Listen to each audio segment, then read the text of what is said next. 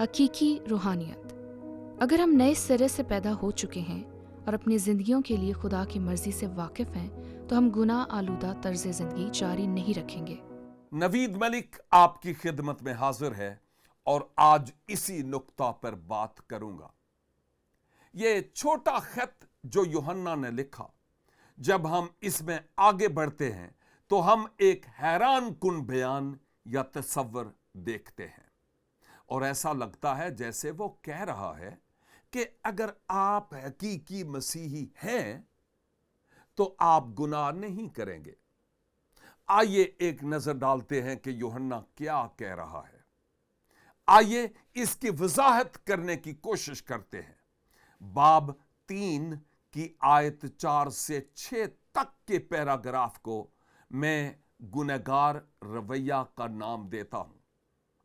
یوحنا نے لکھا، جو کوئی گناہ کرتا ہے وہ شرع کی مخالفت کرتا ہے۔ ویسے شرع کی مخالفت وہی الفاظ ہیں جنہیں پولس نے مخالف مسیح کے لیے استعمال کیا۔ ہلاکت کا فرزند، بے شک خدا نے جو کہا اس کو مسترد کرنا ایک لحاظ سے شرع کی مخالفت کرنا ہی ہے۔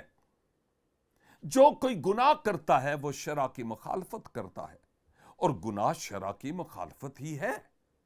کیا آپ متفق ہیں؟ جی ہاں، اور تم جانتے ہو کہ وہ اس لیے ظاہر ہوا تھا کہ گناہوں کو اٹھا لے جائے، اور اس کی ذات میں گناہ نہیں۔ جو کوئی اس میں قائم رہتا ہے وہ گناہ نہیں کرتا۔ جو کوئی گناہ کرتا ہے نہ اس نے اسے دیکھا ہے اور نہ اسے جانا ہے۔ اور کس بارے میں بات کر رہا ہے؟ یہ یقینی طور پر صحائف کے دوسرے اقتباسات یا یہاں تک کہ ہمارے اپنے تجربے سے بھی مطابقت نہیں رکھتا۔ آگے بڑھتے ہیں، کیونکہ مجھے لگتا ہے کہ جب یوحنا شیطان کے فرزندوں کے مقابلے میں خدا کے فرزندوں کے بارے میں بات کرتا ہے تو ہمیں ایک بڑی تصویر ملتی ہے۔ یہ اس کی زبان ہے۔ اس کا آغاز آیت 7 سے ہوتا ہے۔ اے بچوں، کسی کے فریب میں نہ آنا۔ جو راست بازی کے کام کرتا ہے وہی اس کی طرح راست باز ہے۔ جو شخص گناہ کرتا ہے وہ ابلیس سے ہے، کیونکہ ابلیس شروع ہی سے گناہ کرتا رہا ہے۔ خدا کا بیٹا اس لیے ظاہر ہوا تھا کہ ابلیس کے کاموں کو مٹائے۔ اب یہ سب کچھ سمجھ میں آتا ہے، لیکن آگے پڑھتے ہیں۔ جو کوئی خدا سے پیدا ہوا ہے گناہ نہیں کرتا۔ آپ میں سے کتنے ہیں جو نئے سرے سے پیدا ہونے کا دعویٰ کرتے ہیں؟ اس کمرے میں ہر کوئی ہے۔ ایسا لگتا ہے جیسے یوحنا کہہ رہا ہے، اگر ہم نئے سرے سے پیدا ہوئے ہیں تو ہم گناہ نہیں کریں گے۔ ہم سب جانتے ہیں کہ تجرباتی طور پر ہم خداوند کو ناکام بناتے ہیں۔ ہم خدا کی مرضی سے باہر چلتے ہیں، لیکن یوحنا آگے مزید کہتا ہے، جو کوئی خدا سے پیدا ہوا ہے وہ گناہ نہیں کرتا، کیونکہ اس کا تخم اس میں بنا رہتا ہے، بلکہ وہ گناہ کر ہی نہیں سکتا، کیونکہ خدا سے پیدا ہوا ہے۔ اسی سے خدا کے فرزند اور ابلیس کے فرزند ظاہر ہوتے ہیں۔ جو کوئی راست بازی کے کام نہیں کرتا وہ خدا سے نہیں، اور وہ بھی نہیں جو اپنے بھائی یا بہن سے محبت نہیں رکھتا۔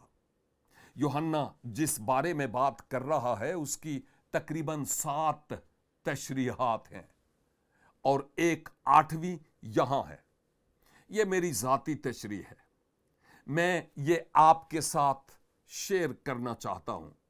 سب سے پہلے یہ کہ یوحنا اپنی ہی بات کی نفی کر رہا ہوگا اگر اس کا مطلب یہ ہے کہ ہم نے بطور ایماندار کبھی گناہ نہیں کیا، کیونکہ اس خط میں وہ پہلے ہی اس حقیقت کے بارے میں بات کر چکا ہے کہ بطور مسیحی ہم گناہ کرتے ہیں۔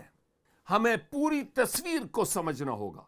مثال کے طور پر پہلا یوحنا پہلا باب اور اس کی 8 آیت میں لکھا ہے، اگر ہم کہیں کہ ہم بے گناہ ہیں تو اپنے آپ کو فریب دیتے ہیں اور ہم میں ذرا بھی سچائی نہیں۔ اگر آپ اس حوالہ کو تھوڑا پیچھے سے پڑھیں سیاق و سباق کے ساتھ تو پتہ چلے گا کہ وہ ایمانداروں کو لکھ رہا ہے۔ پہلا یوحنا پہلے باب کی 10 آیت، اگر ہم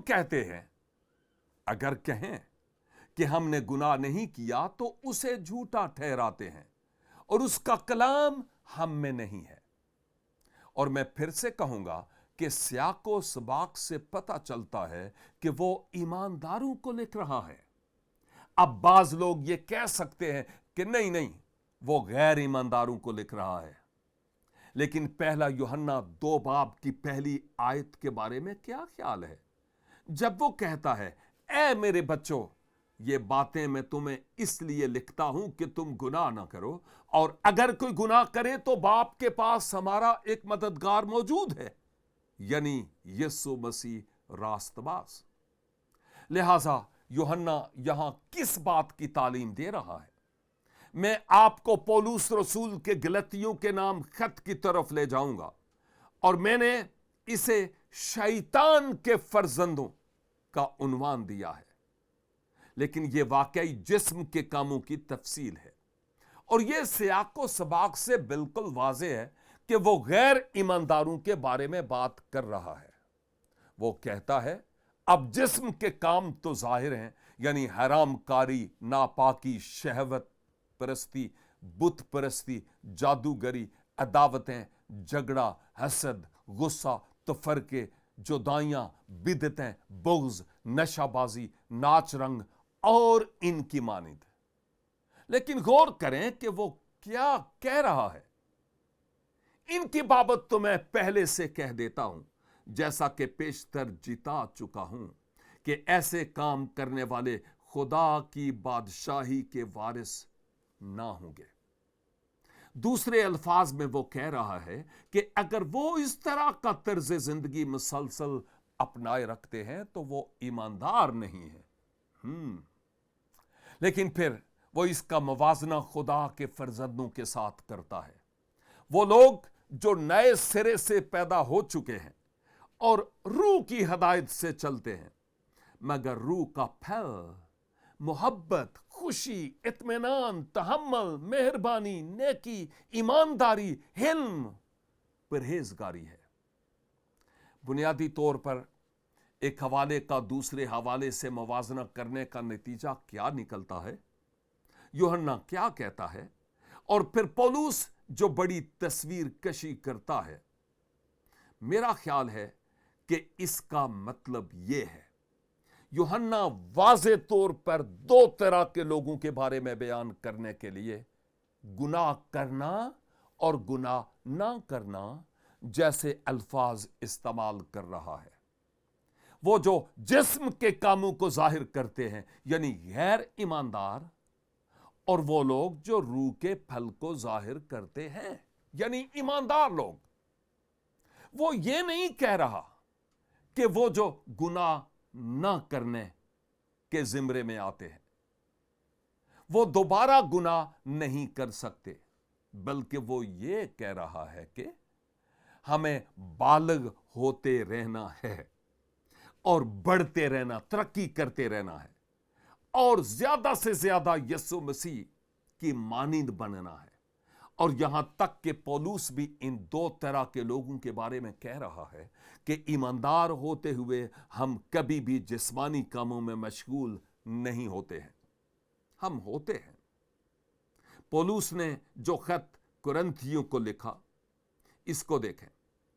اس نے کہا، تم جس طرح زندگی گزار رہے ہو، میں یہ بھی نہیں بتا سکتا کہ تم ایماندار ہو، اور جس طرح کا طرز زندگی تم اپنائے ہو اس کی وجہ سے میں سوچ سکتا ہوں کہ غیر ایماندار ہو۔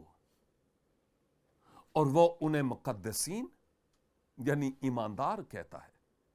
اور اس نے کہا، میں جانتا ہوں کہ جس طریقے سے تم مسیح کے پاس آئے ہو تم ایماندار ہو، لیکن حقیقت یہ ہے کہ جب پولس نے انہیں نصیحت کی تو ان کی اصلاح کی، وہ روح میں چلنے لگے اور روح القدس کے پھل کو منعکس کرنے لگے اپنی زندگی سے۔ اور اگر آپ عہد جدید کے خطوط کو پڑھیں تو یہ اتنا واضح ہے کہ بطور ایماندار ایک بار جب نئے سرے سے پیدا ہوتے ہیں تو ہمیں خدا کی مرضی کے مطابق چلنا ہے اور جسم میں نہیں چلنا، اور یہ ترقی کا عمل ہے۔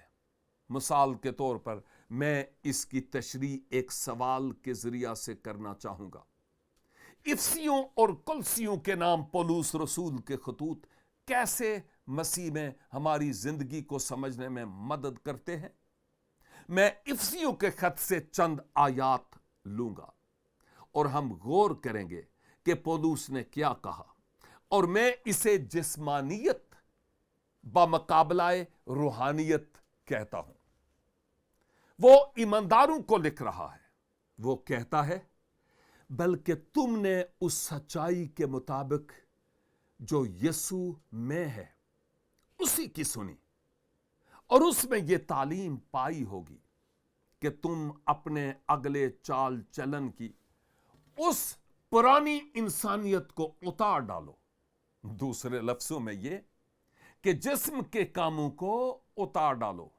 یہ ایک عمل ہے، ایک عمل، اور وہ یہ کہتے ہوئے اپنی بات جاری رکھتا ہے، جو فریب کی شہوتوں کے سبب سے خراب ہوتی جاتی ہے، اور اپنی عقل کی روحانی حالت میں نئے بنتے جاؤ اور نئی انسانیت کو پہنو جو خدا کے مطابق سچائی کی راست بازی اور پاکیزگی میں پیدا کی گئی ہے۔ یہاں ایک بار پھر پولس یہ ظاہر کر رہا ہے کہ یہ مسیح کی زندگی سے زیادہ ہم آہنگ ہونے کا عمل ہے۔ یاد کریں کہ جب اس نے رومیوں کو لکھا تو اس نے کہا، دنیا کی مانند نہ بنو، لیکن کیا؟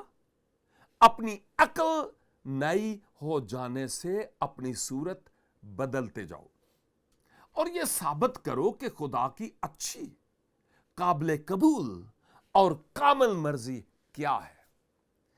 میں یقین نہیں کرتا کہ یوحنا اس کی نفی کر رہا ہے۔ وہ دو طرح کے لوگوں کی بات کر رہا ہے، ایمانداروں کا غیر ایمانداروں سے موازنہ کرتا ہے۔ افسیوں کے خط سے چند اور آیات پر غور کریں۔ 4 باب کی 31، میں اسے جسمانیت کہتا ہوں۔ وہ مسیحوں سے بات کر رہا ہے۔ وہ کہتا ہے، ہر طرح کی تلخ مزاجی اور قہر اور غصہ اور شور و غل اور بدگوئی، ہر قسم کی بدخواہی سمیت تم سے دور کی جائے۔ یہ ایک عمل ہے۔ بلا شبہ جب ہم ان چیزوں سے جڑے رہتے ہیں تو یہ گناہ ہے۔ بنیادی طور پر وہ کہہ رہا ہے کہ گناہ کو ترک کر دو، خدا کی مرضی میں چلنا شروع کر دو۔ پھر وہ اس کا موازنہ اس سے کرتا ہے جسے میں روحانیت کہتا ہوں، جب وہ آیت 32 میں کہتا ہے، اور ایک دوسرے پر مہربان اور نرم دل ہو، اور جس طرح خدا نے مسیح میں تمہارے قصور معاف کیے ہیں تم بھی ایک دوسرے کے قصور معاف کرو۔ اور جیسے ہی آپ نئے عہد نامہ کے خطوط کو پڑھتے ہیں آپ دیکھیں گے کہ یہ مسیح کے پاس آنے کا عمل ہے، اور پھر مسیح کو پہننا جیسا کہ ہم اس کے لیے جیتے ہیں، پرانے کو اتار کر نیا پہننا۔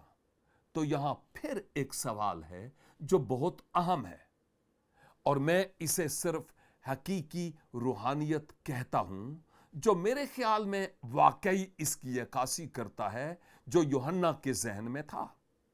اگر ہم نئے سرے سے پیدا ہو چکے ہیں اور اپنی زندگیوں کے لیے خدا کی مرضی سے واقف ہیں تو ہم گناہ آلودہ طرز زندگی جاری نہیں رکھیں گے۔